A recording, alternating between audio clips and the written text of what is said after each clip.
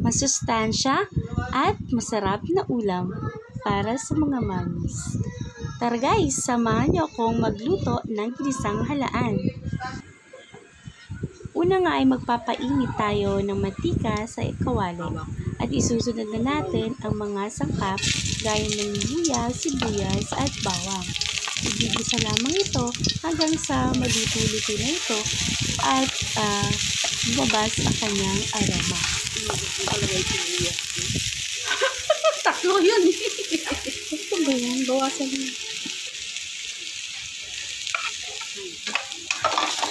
Hindi mo sinabi.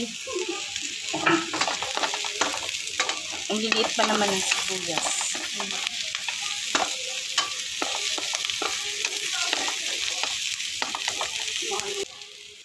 Pagkagisa nga ay pwede na rin natin isunod ang halaan. Igigisa rin din natin siya guys para manuot yung lasa ng mga aromatics natin. Of course, para mabawasan na rin yung kanyang langsa. Ayan, so medyo igigisa natin ng makaya ito para tuloy yung manuot yung mga pampalasa natin.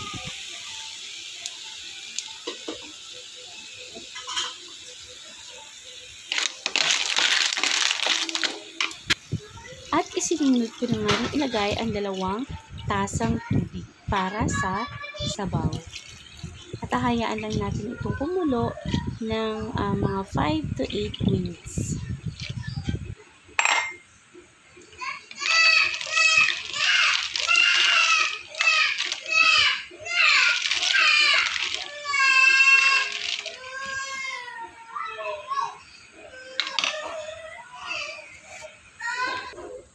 At saka ko naman isinunod ang mga pampalasang sangkap gaya ng paminta at asin.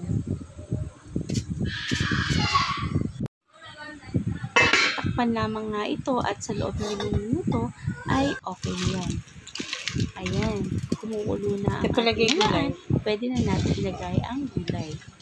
So, meron tayong 3 klase ng gulay, alugbati, daon ng sili, at malunggay.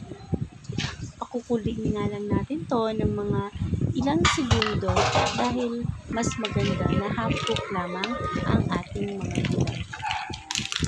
Ang recipe ito guys ay best para sa mga breastfeeding moms na kung saan makaka-help ito para madagdagan o maparami yung produce na or yung supply ng gatas ng ating mga breastfeeding moms.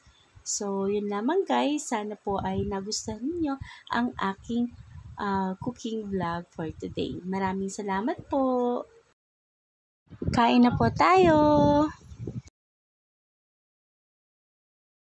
Hindi mawawala yan. Kaya guys, kain kayo. Gulay is life.